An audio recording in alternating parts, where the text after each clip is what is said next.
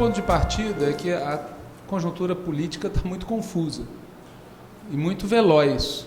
A cada dia que passa tem novos acontecimentos e a impressão que tem é que eles se sucedem de maneira imprevisível, né? Agora, o fato da situação estar muito confusa não deve levar a gente a adotar um método confuso e achar que não existe ordem nenhuma, que é tudo caos, né?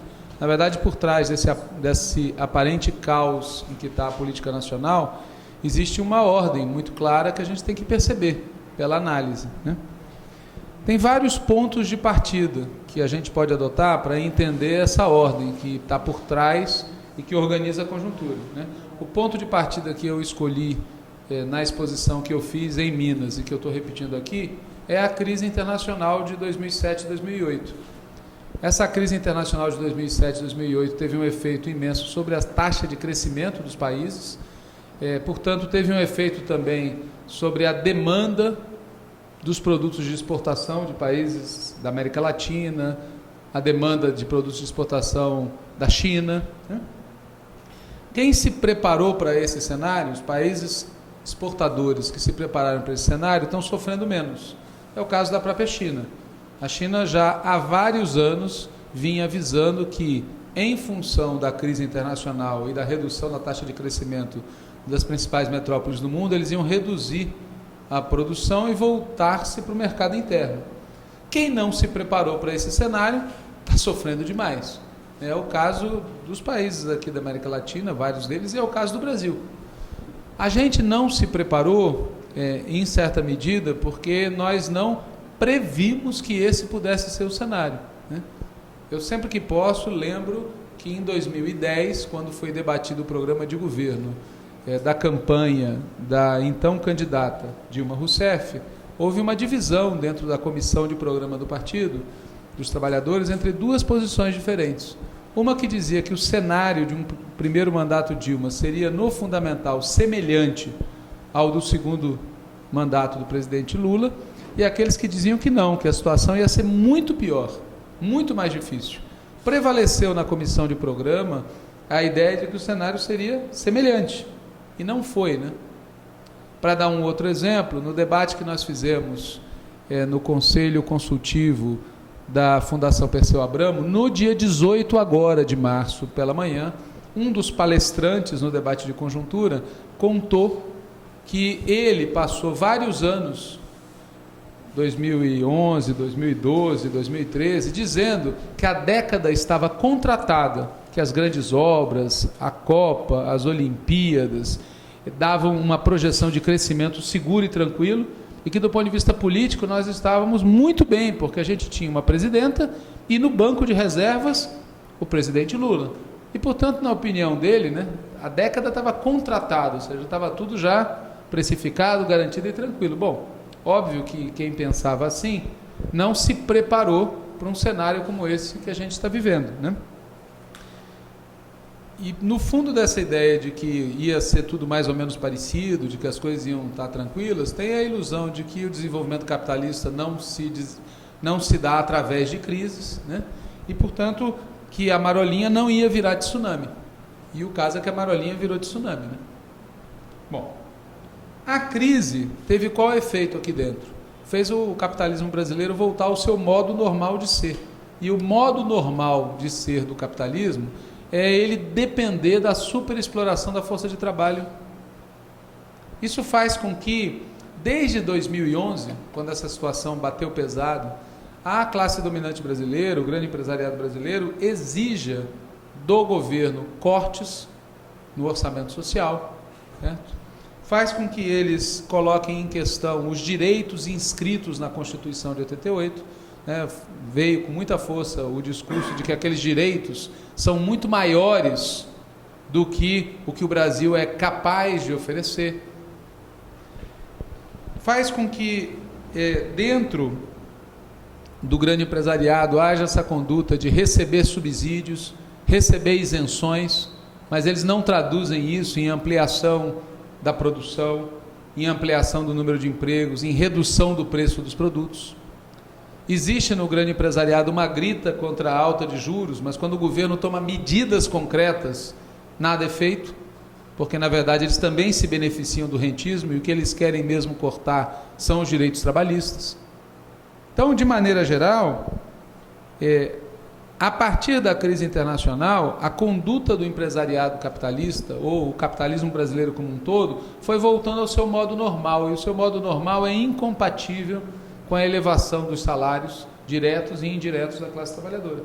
E é por isso que de 2011 até hoje, o grande empresariado deu o sinal de que não tolera mais a presença do PT no governo federal, não importa muito o que o PT esteja fazendo, mesmo que o PT esteja fazendo todas as concessões possíveis e inimagináveis, ou que o governo esteja fazendo todas as concessões possíveis e inimagináveis, ainda assim, a eles, a presença do PT no governo se converteu em alguma coisa intolerável. E a consequência disso é que eles desencadearam uma ofensiva que teve início em 2011, certo? Uma ofensiva contra a continuidade do PT no governo federal. Essa ofensiva, ela é, do ponto de vista social, muito diversificada. Obviamente não é uma ofensiva restrita ao grande capital, né? E não é uma contraofensiva que não tenha setores populares, tem importantes setores populares, mas a vanguarda disso são os setores médios conservadores. São os setores médios conservadores, por exemplo, que têm ocupado as ruas das capitais, que têm se manifestado nas redes sociais, que constituem o setor mais agressivo, né, do ponto de vista político, do ponto de vista ideológico. Essa contraofensiva também não é uma ação dirigida a partir de um único centro. Tem vários setores operando, né? Tem a direita tradicional, PSDB, setores do PMDB, etc. Tem a direita fascista, que é essa organizada em grupos de extrema direita. Tem os meios de comunicação, tem as associações empresariais, né? Tem interesses internacionais se movimentando.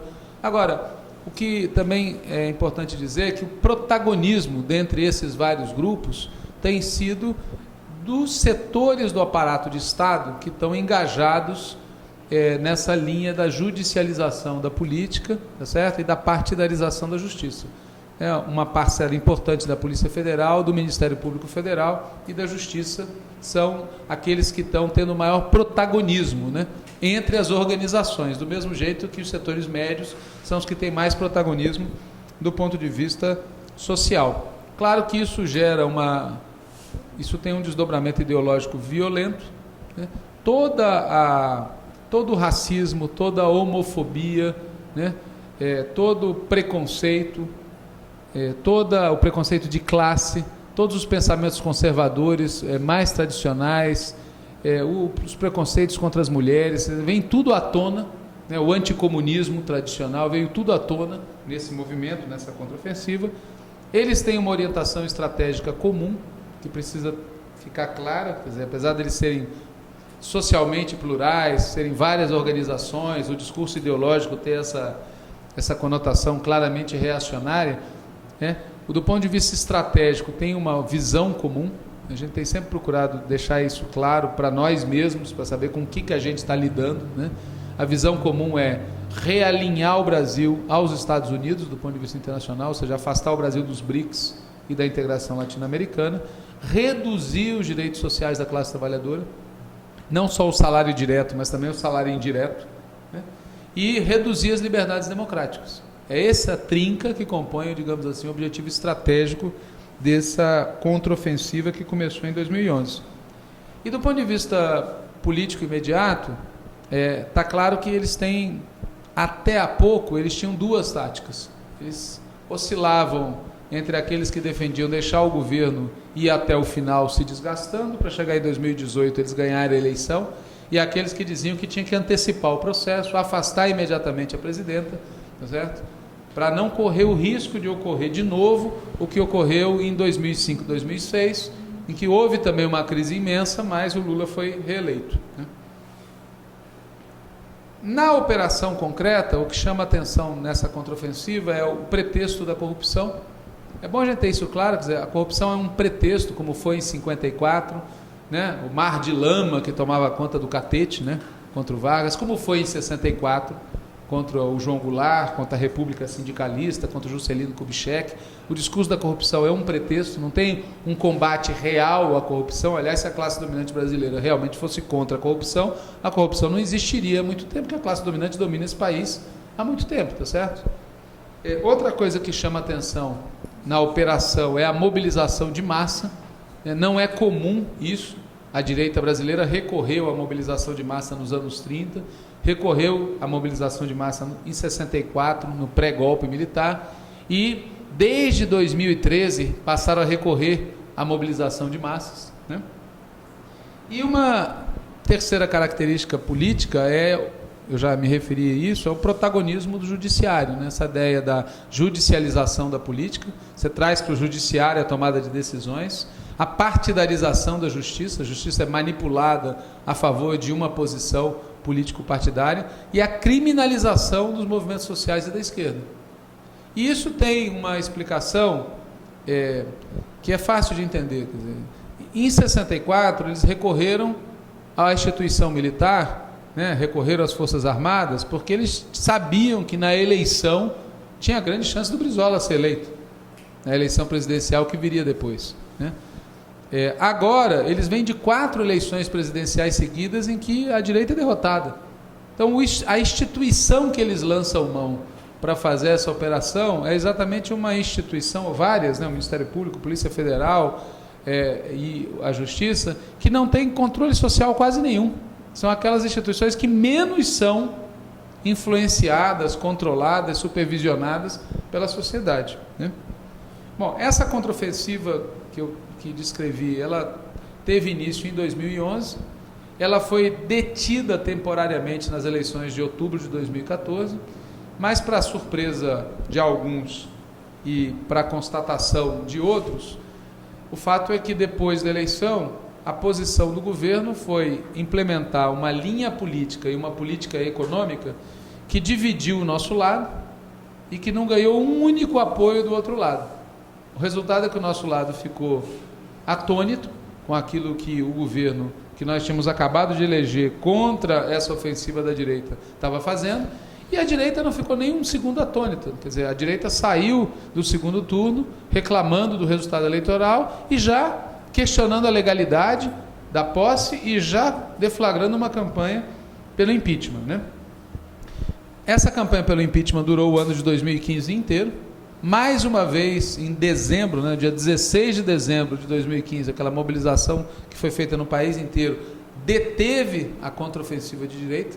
Vamos lembrar que era o momento em que o Eduardo Cunha decidiu instalar a comissão, porque o PT não aceitou a chantagem de votar a favor dele na comissão de ética, Conselho de Ética da Câmara dos Deputados. Então ele cumpriu a ameaça, instalou a comissão. Nesse ambiente, as manifestações que ocorreram no final de 2015 deixaram claro que havia um repúdio a isso. E novamente, né, o governo não correspondeu a essa mobilização social, né? Não só do ponto de vista da postura adotada pelo governo, né, frente à Operação Lava Jato, frente à Polícia Federal, a defesa do ajuste fiscal de longo prazo, a troca do Joaquim Levy pelo Nelson Barbosa, e o Nelson Barbosa reafirmando o programa de ajuste fiscal, dizendo que ia fazer uma reforma da Previdência, tá certo?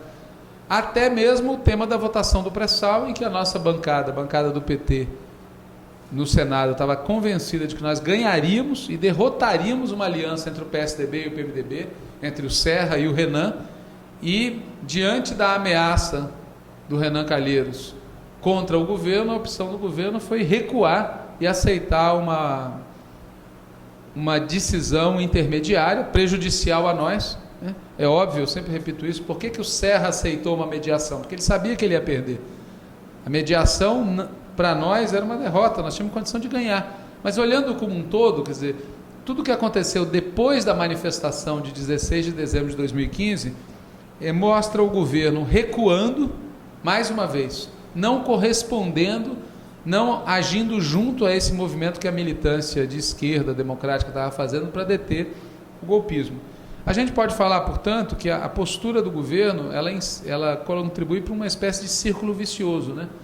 o governo faz concessões para tentar barrar o avanço da direita, as concessões enfraquecem a esquerda, prejudicam o apoio popular, com isso a direita avança mais ainda, o governo reage fazendo mais concessões, com isso perde apoio popular, com isso a direita avança mais ainda, e isso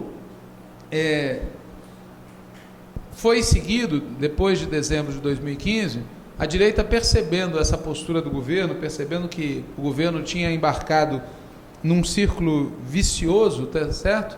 A direita resolveu dobrar a aposta. A direita entrou em 2016, dando o governo por neutralizado e tendo como alvo atacar diretamente a figura do Lula, portanto, resolver não só o impeachment, mas também a eleição de 2018 por WO, impedindo Lula de concorrer, seja através da sua prisão, seja através da sua condenação, o que o tornaria inelegível, né? Isso deixou muito claro, né, a ação contra o Lula no dia 4, né, dia 4 de março, faz tão pouco tempo, né, deixou muito claro qual era o menu completo da direita. O menu completo da direita era afastar a Dilma, ou via impeachment, ou via decisão do Tribunal Superior Eleitoral, afastar o Lula, ou via prisão, ou via uma condenação que o tornasse inelegível, e afastar o PT, ou via cassação da legenda, ou via uma multa que o tornasse inviável, inviabilizasse a sua ação, né? Bom, sendo esse o cenário, quer dizer, percebendo esse acuamento do governo, cresceu na esquerda a ideia de que o nosso flanco não era a mobilização. A mobilização não estava conseguindo fazer. O nosso flanco era o governo.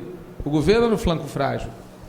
E nesse contexto, isso era muito grave, porque sem governo você não detém golpe. A mobilização social é fundamental, mas a mobilização social sem a ação de governo não barra golpe.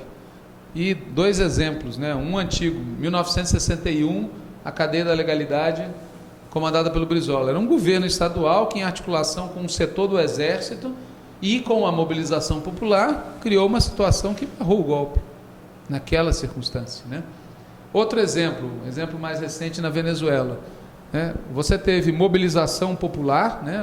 Os moradores pobres de Caracas que foram para a frente do Palácio Presidencial em dezenas de milhares, e um setor das Forças Armadas que disseram que não estavam de acordo e assustaram o outro setor, que estava pró-golpe. Então não tem chance de derrotar o golpe sem a ação do governo. Em função disso, vários setores da esquerda brasileira embarcaram na ideia de que, para tirar o governo da defensiva, para poder fazer o governo tomar a iniciativa política, era necessário fazer do Lula ministro. Essa ideia não foi consensual, eu, por exemplo, não estou de acordo com ela, mas foi uma ideia amplamente majoritária, assim, sem fazer nenhuma enquete. É muito claro que foi amplamente majoritária a ideia de, bom, se o problema nosso é que o governo está inerte, vamos resolver esse problema convertendo o Lula em ministro, né? Bom, a reação da direita a isso foi brutal, né?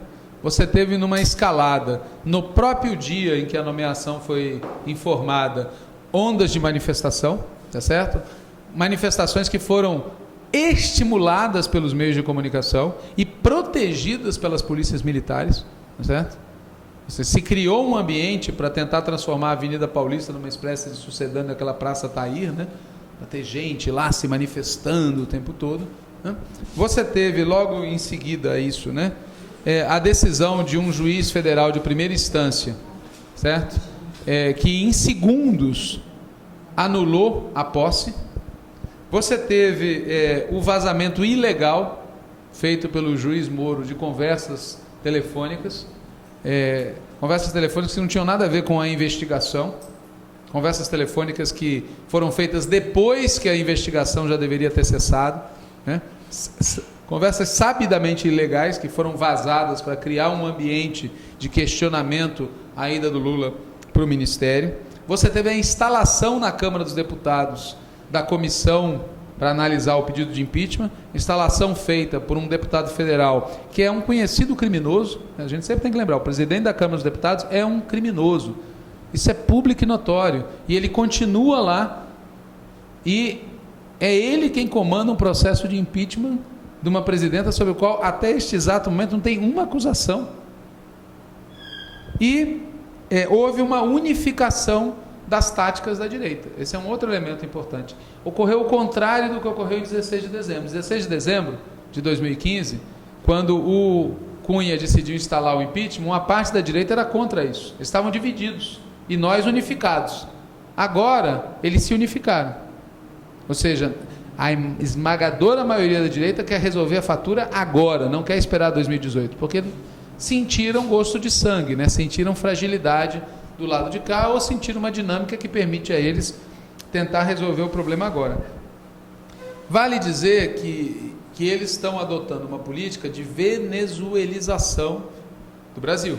O que eles estão fazendo aqui é o mesmo script que a direita seguiu na Venezuela, certo? Manifestação de massa para criar um clima de ingovernabilidade, um clima de comoção social, né? Por que eles precisam criar um clima de ingovernabilidade e de comoção social? Porque eles precisam lançar mão disso para formar maioria na Câmara dos Deputados. Eles não têm maioria ainda para aprovar o que eles querem. Eles precisam disso para pressionar o Supremo Tribunal Federal. Eles precisam disso, inclusive, no limite, para levar setores das Forças Armadas a baterem na porta das instituições e dizerem, assim não dá. Então, a direita brasileira está adotando uma tática de venezuelização, quer dizer, criar um clima de conturbação social, um clima de ingovernabilidade, que faça as instituições operarem um impeachment, mesmo que não haja base legal para o impeachment. Essa é a dinâmica que eles estão adotando. Bom, mais uma vez, no dia 18 agora, a reação da militância de esquerda, da militância democrática, foi muito possante, certo? É besteira entrar nesse jogo de contabilidade, quem pôs mais, quem pôs menos, até porque o mais provável é que eles tenham colocado mais, porque tem meios para fazer isso. Se nós tivéssemos a nosso favor as televisões do país, não só desgastando cotidianamente, mas só emprestadas para nós nas 24 horas anteriores, tá certo? A gente teria colocado muito mais gente individualmente. E não há dúvida nenhuma que a presença nossa é uma presença de uma população muito mais organizada, certo? Em sindicatos, em movimentos, em partidos, em associações. Agora, o mais importante é que foi uma resposta possante. A manifestação de São Paulo é uma manifestação que politicamente compete com a deles.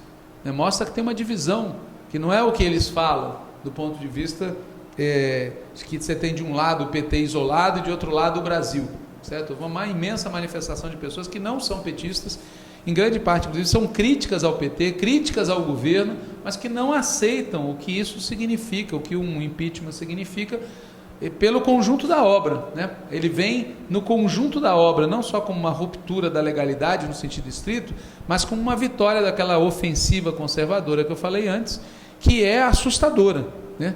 Vem junto do pacote o pessoal que colocou bomba na sede da CUT, o pessoal que atacou a sede do PCdoB em Goiânia, tá certo? As pessoas que estão atacando indivíduos na rua porque tem aparência de petista, tá certo? É esse o ambiente que está se criando. Muito bem. E é importante perceber que no dia 18, ao mesmo tempo que a gente estava fazendo a manifestação, uma manifestação cujo ponto alto foi o discurso do Lula, tá certo? Dizendo que ele é o Lulinha, paz e amor. Nesse exato momento, o Gilmar Mendes estava novamente decretando, anulando a posse dele como ministro. A gente tem que ter claro essa coincidência, que mostra porque na cabeça desse pedaço da direita, que Gilmar Mendes e os que almoçaram com ele, né, recentemente, Serra e outros, na cabeça deles, paz e amor para nós é na outra vida, entendeu? Não é nessa. Eles estão decididos a liquidar a fatura, não tem nenhum limite, tá certo? E não tem medo. É bom isso ter claro, eles não têm medo do que isso possa significar, né?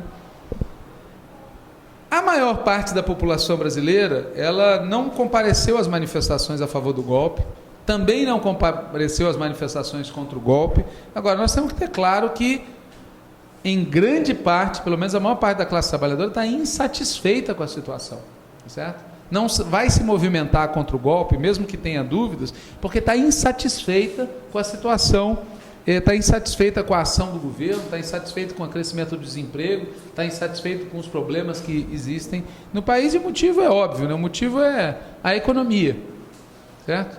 É bom lembrar que essa campanha, que, como eu disse antes, tem no tema da corrupção uma peça forte, não começou agora. Ela estava presente já em 2005. E por que em 2005 ela não teve êxito? Porque naquele momento o discurso da direita era neutralizado pela melhoria nas condições de vida do povo, pela ampliação dos empregos, pela ampliação dos salários, pela ampliação da oferta de serviços públicos. E agora acontece o contrário. O discurso da direita é amplificado pelos problemas que a população sofre no seu dia a dia. E a gente, por isso, tem que ter claro que, pelo menos na minha opinião, hoje nós perdemos o apoio da maioria da classe trabalhadora. A maioria da classe trabalhadora não nos apoia. Acho que cada um aqui tem exemplos pessoais que confirmam isso no seu cotidiano, tá certo? Bom, por que é que apesar disso, apesar deles estarem na ofensiva, deles terem decidido a ser impiedosos, não terem medo, tá certo? E terem, na maioria do povo brasileiro, essa situação que eu acabei de descrever, por que apesar disso eles ainda não liquidaram a fatura, né? Na minha opinião, por 3 motivos. O primeiro é porque eles precisam obedecer certos ritos e certos prazos, sem o que vai ficar escancarado o caráter golpista do que eles estão fazendo. Eu sou de opinião, inclusive, que eles a qualquer momento vão prender um tucano de alta plumagem, inclusive um Aécio da vida, para dizer que a Operação Lava Jato é uma coisa que não tem cor partidária, é uma coisa contra a corrupção. Notem a Veja dessa semana, por exemplo, tem páginas que são inacreditáveis contra o Aécio. É óbvio que por trás disso está o Serra e seus esquemas de segurança, seus esquemas de informação, tá certo? Tem a ver com a disputa dentro do PSDB e do PMDB. Mas eu não duvido que nessa linha de obedecer ritos e prazos e passar a imagem de que é uma coisa dentro da lei, tá certo?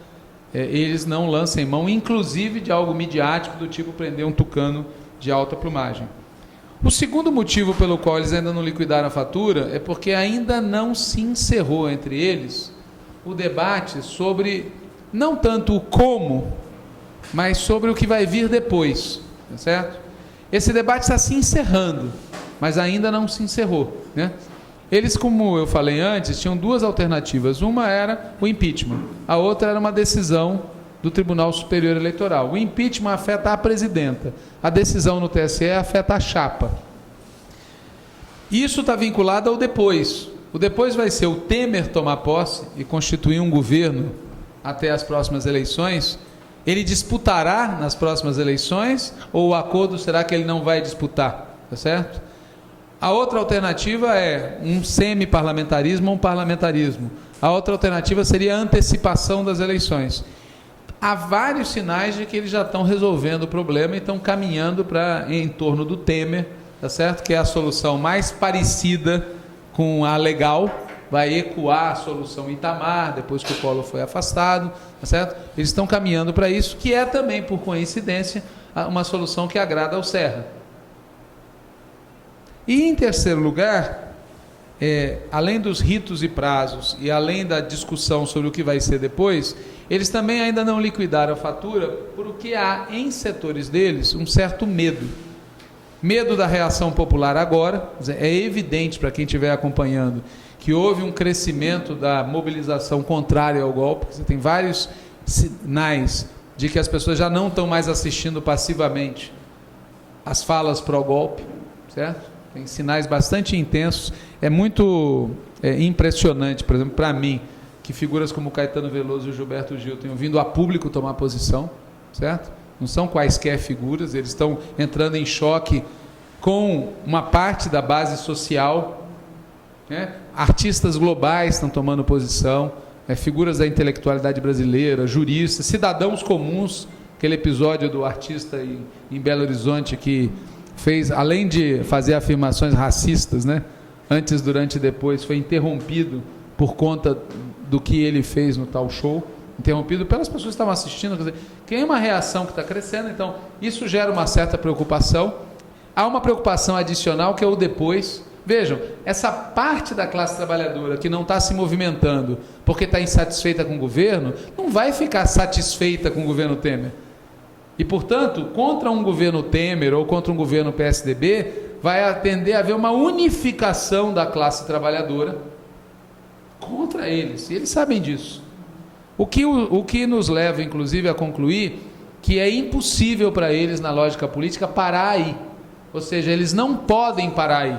Porque se eles simplesmente afastam a presidenta, o efeito disso será que contra o governo de ajuste neoliberal do Temer estará toda a classe trabalhadora organizada e amplos setores da classe trabalhadora desorganizada, que hoje estão olhando o governo Dilma com desconfiança, mas que vão se mobilizar, convocados pelos setores organizados contra o governo Temer. É por isso, inclusive, que não dá para parar por aí.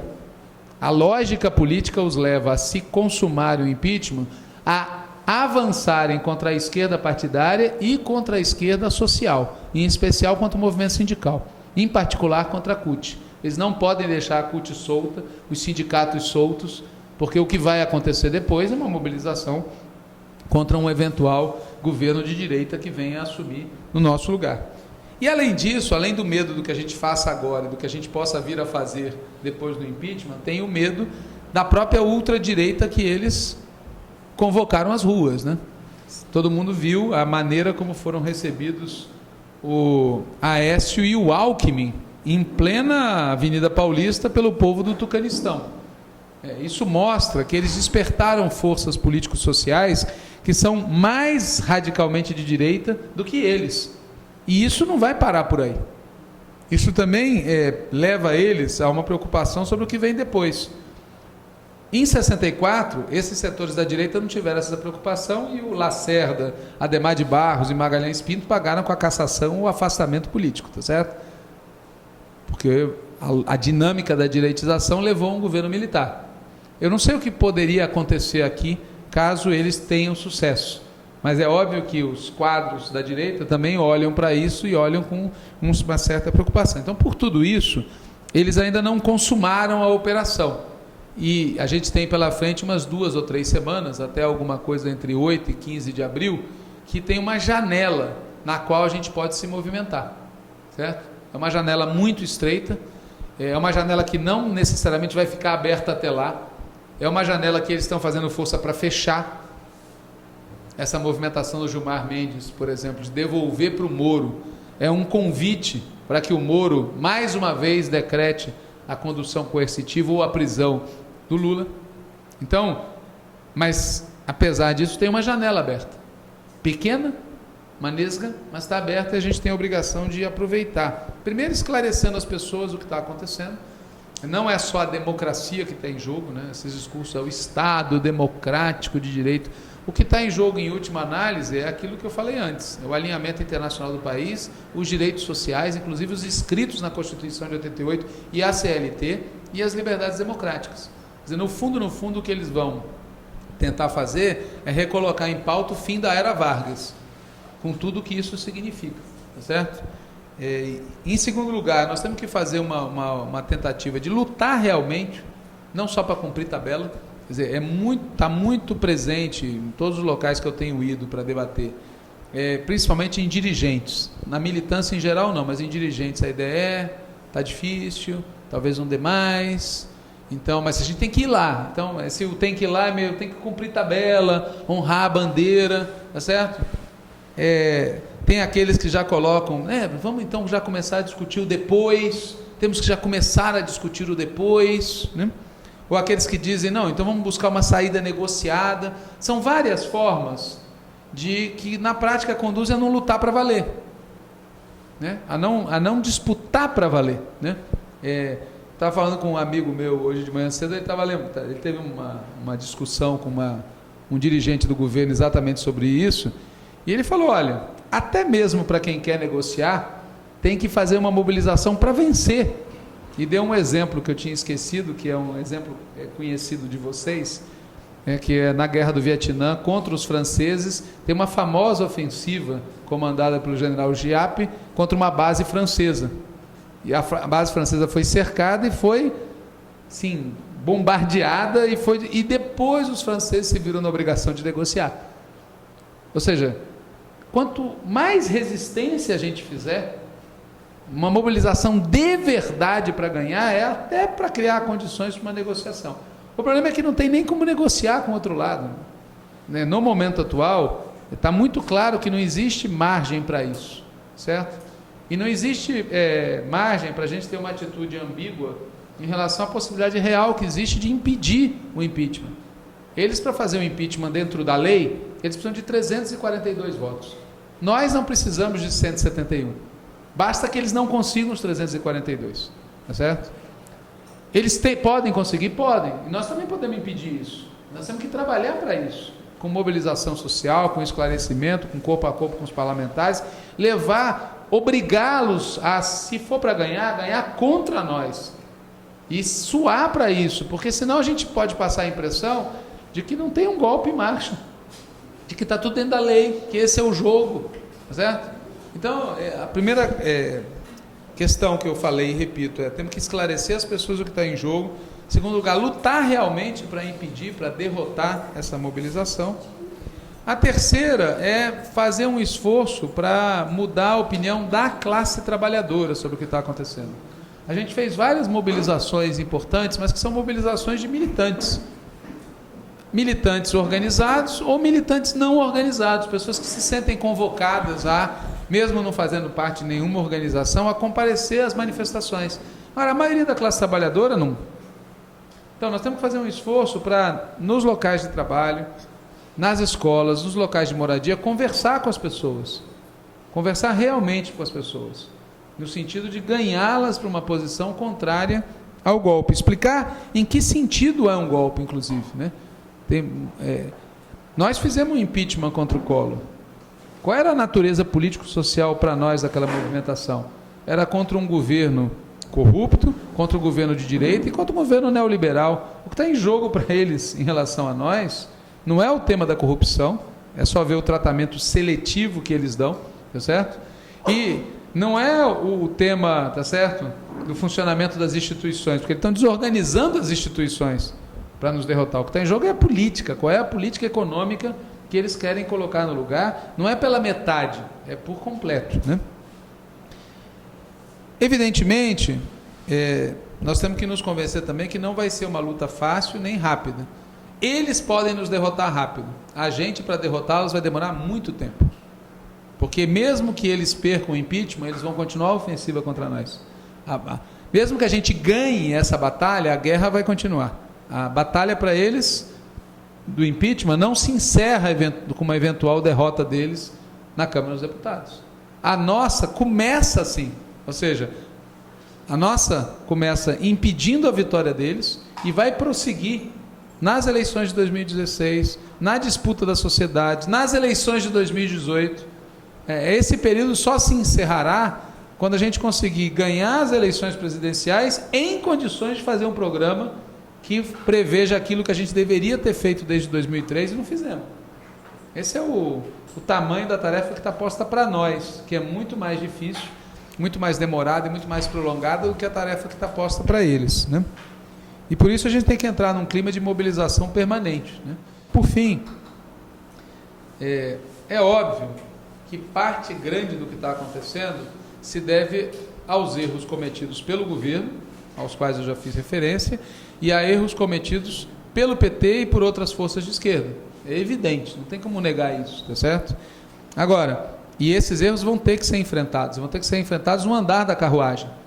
É impossível você convocar as pessoas à mobilização, à disputa, sem ao mesmo tempo ir tratando abertamente desse tipo de conduta que levou a essa situação. Exemplo, para não ir longe, tá certo? Nesses últimos 2 dias, a gente tem de um lado a revista Veja trazendo a entrevista do senador Delcídio, agora sem partido, era do PSDB, até a gente ganhar o governo federal, veio para o PT naquela prévia da nossa vitória em 2002 e trouxe junto com ele a tecnologia da corrupção na Petrobras, que era ele o diretor de gás da Petrobras na época do governo Fernando Henrique, e era dele o comando do Paulo Costa, do Nelson Severo e outros. Pois bem, esse cidadão ficou no PT esses anos todos. E agora ele vai para a revista Veja dizer que ele estava a serviço de um projeto de poder, o nosso, tá certo? E que ele é inocente, que ele cometeu erros, mas não é um criminoso, não é um corrupto. Então você tem do lado isso, quer dizer, por que um cidadão desse tipo tem guarida, teve espaço de poder num partido como o nosso, e foi protegido até não muito tempo atrás, né? Nós queríamos, por exemplo, expulsá-lo na reunião da executiva do PT, e prevaleceu a posição de fazer um processo lento, e o resultado é que nem o gosto de expulsá-lo nós tivemos, que ele se desfiliou alguns dias atrás. E de outro lado, outro exemplo é que após a manifestação do dia 18 agora, no dia de hoje, foram anunciadas as medidas do governo federal na linha do ajuste fiscal, que eu não vou entrar em detalhes aqui para não me alongar, mas que insistem na ideia do ajuste fiscal de longo prazo. Quer dizer, mais uma vez, como em 2014, outubro de 2014, como em dezembro de 2015, e agora mais uma vez, quer dizer, o governo não entendeu o recado, que se não mudar de política, não tem como a gente na rua enfrentar essa batalha. A gente pode fazer o sacrifício que fizer, a gente pode pôr fogo nas vestes, mas se você não consegue dobrar a correlação de forças, se o governo não ajuda, porque as ações ou a falta de ação do governo afetam o humor da classe trabalhadora. Dizem se a gente vai conseguir ou não ter ouvido para as coisas que a gente fala. Dizem para o trabalhador comum se vale a pena lutar pela manutenção da democracia ou não. Porque se não fizer diferença, para que mesmo que é a democracia? É uma formalidade? Então, o problema continua posto, tá certo? Apesar disso, apesar desses erros todos, eu acho que a gente tem que ter muito convencimento, no sentido de convicção, certo? De compreensão, que não é por causa desses erros que a direita está nos atacando. Porque às vezes a gente erra na mão, né? E começa a achar que é por causa disso, por causa dos erros na política econômica, por causa dos erros de conduta, por causa disso que a direita está nos atacando. Ao contrário, quer dizer, a direita nos ataca não é por causa desses erros, mas por causa das qualidades que a gente tem, passadas, presentes ou qualidades potenciais futuras. É por isso que eles nos atacam, por aquela questão que eu falei lá atrás, de que eles vão fazer o capitalismo brasileiro voltar ao modo normal, e o modo normal do capitalismo brasileiro não é compatível com democracia e bem-estar social. Pura e simplesmente isso. Então é por causa das nossas qualidades e não por causa dos nossos defeitos que eles nos atacam. Não dá para a gente saber qual vai ser o desfecho dessa situação. Eu tenho sempre nos debates que eu vou dizendo, olha, tem várias possibilidades, para olhar para trás para a história do Brasil, tem o cenário 1947, uma cassação do Partido Comunista, tá certo? E um governo Dutra hiperconservador, repressivo contra os movimentos sindicais, mas que foi seguido da eleição do Vargas. Você pode ter um cenário à lá 54, em que um golpe estava totalmente armado e foi desarmado por um fato extraordinário. No caso, foi o suicídio do Vargas, que acabou gerando um levante popular que fez os golpistas terem que refluir por 10 anos e tiveram que engolir a eleição do Juscelino Kubitschek, que foi um governo que não era um governo de esquerda, não era um governo desenvolvimentista nacionalista, mas foi um governo de as coisas transcorreram com uma normalidade que não era aquela que os golpistas de 54 imaginavam. Pode ter uma solução à lá 61, certo? Em 61, aquele momento em que o Leonel Brizola, tá certo? Depois da renúncia do Jânio Quadros, o João Goulart fora do país, e os militares e a direita dizem que não vão aceitar dar posse ao João Goulart, vice-presidente, na presidência, e o governador Leonel Brizola, com o apoio do comando do Terceiro Exército no Rio Grande do Sul, monta uma rede pela legalidade e cria um ambiente no país que deixa os militares e a direita numa situação difícil, porque eles sabiam que iam ter que enfrentar uma guerra civil. E o Exército Brasileiro é muito corajoso contra o povo, vamos falar claro, certo? Coragem de outro tipo demonstraram poucas vezes, e nessa época preferiram recuar, o risco de ter um enfrentamento com os setores legalistas das Forças Armadas, né? Aliás, os nossos governadores deviam achar maneiras de reproduzir uma rede pela legalidade nas circunstâncias atuais, com outras características, porque ninguém se iluda. Se a direita tiver êxito contra a Dilma, a sequência serão os governadores progressistas e de esquerda no país, a começar do Pimentel, que está na fila, tá certo? O governador de Minas Gerais, que está na fila de ataque já. Mas pode ter um desfecho à lá 64, que seja realmente uma coisa muito mais dura, certo? Contra o conjunto da esquerda. Então, a disputa que a gente está travando agora é que vai dizer o que vai vir depois. Agora, uma coisa que para mim está clara, que foi assim que eu terminei aquele roteiro que eu segui lá em Minas, na palestra projetório do PT de Minas, que eu queria também encerrar falando a mesma coisa aqui. Para mim, pelo menos uma coisa ficou clara, tá certo? Nessas mobilizações todas, nós não vamos ter um cenário à lá 64, como foi 64. O nível de disposição, esse nível de mobilização, de resistência, de disposição de luta desse povo todo que saiu à rua para falar que não vai ter golpe, é muito grande. Quer dizer, as pessoas estão mandando um recado que não vai ter tempo fácil, não vai ter moleza para o golpismo, aconteça o que acontecer. E é nisso que a gente tem que investir, ou seja, continuar apostando nessa linha da mobilização e pressionar para que o governo faça a sua parte, mas a gente não esperar que o governo faça a sua parte para fazer a nossa. A gente cumprir o nosso dever e esperar que com isso a gente crie as condições para reverter o quadro. Então, para quem chegou depois, eu estou abrindo então a fala, repetindo o que eu falei no Diretório Regional do PT de Minas, para a gente abrir o debate a partir disso.